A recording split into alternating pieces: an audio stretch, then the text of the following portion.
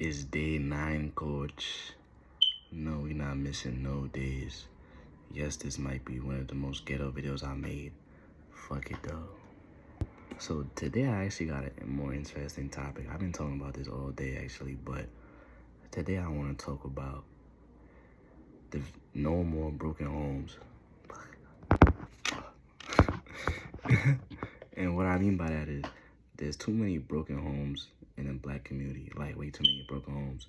There's a lack of fathers, and it's not even our fault, bro. All this shit was planned by the fucking government, my nigga.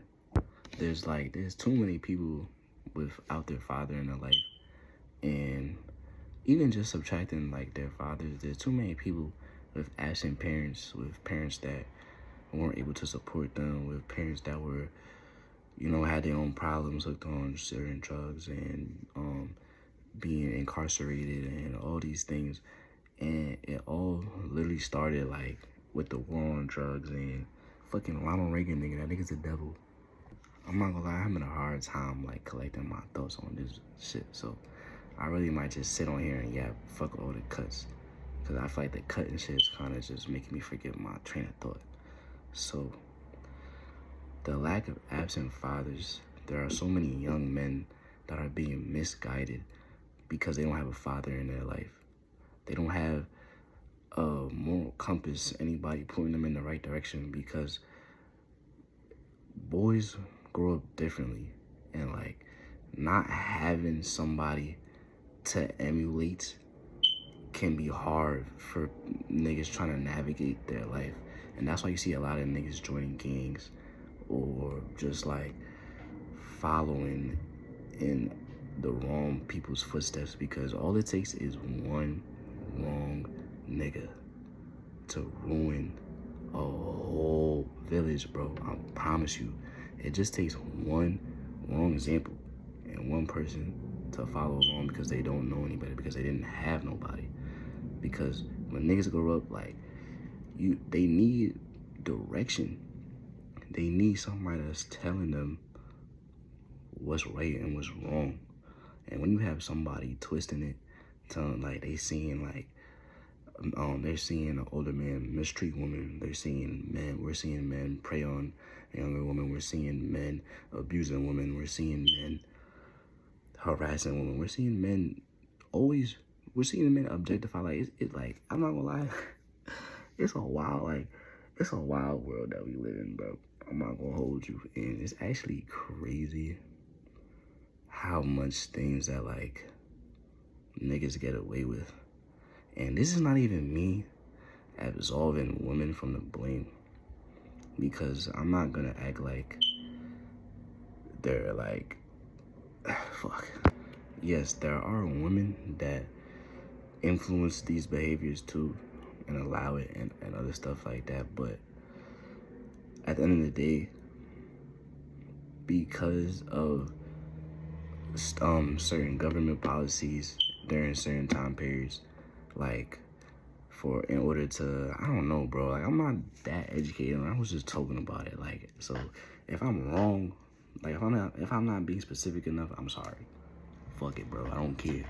Like, for certain like women, like they couldn't receive like government assistance if like they had to have kids and the father couldn't be in the home. So it's like if they weren't able to afford nothing and they needed money, they just had to drop the father. But in doing that, now these kids don't have a father.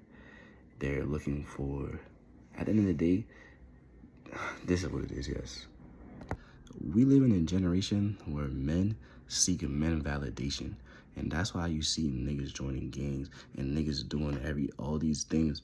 They're copying other niggas just so they can be accepted by other niggas. And to me, I think it's gay, to be honest, if you ask me. But it really is just because they never had that like male validation from their father, so they're going out in the world seeking this from other men. And it's not even their fault, but they just, we're just cooked. Like, we're not cooked, but we're cooked.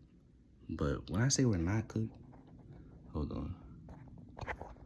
When I say we're not cooked, we still have a chance, and the chance starts with us.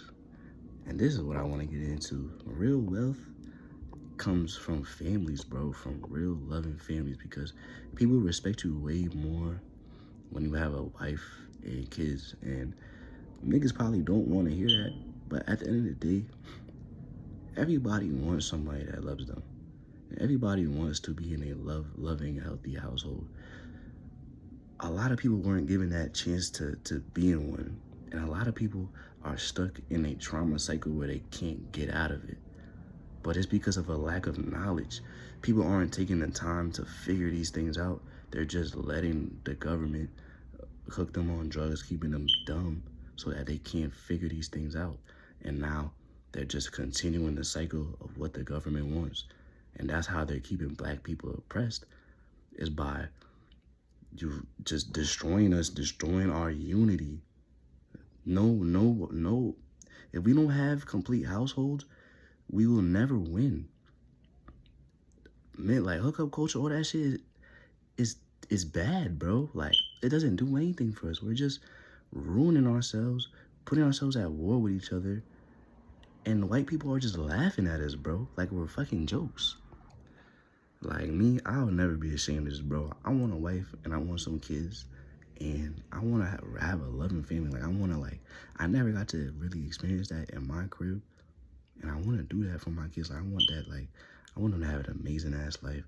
I want a wife that I could spoil and love and take care of, all that.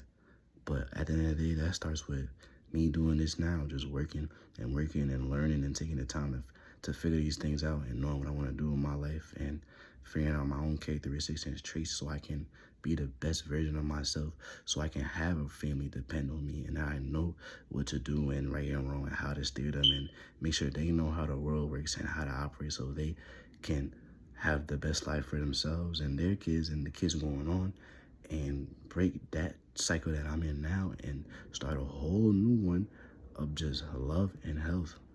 That's all I want. And I feel like that's all anybody should want.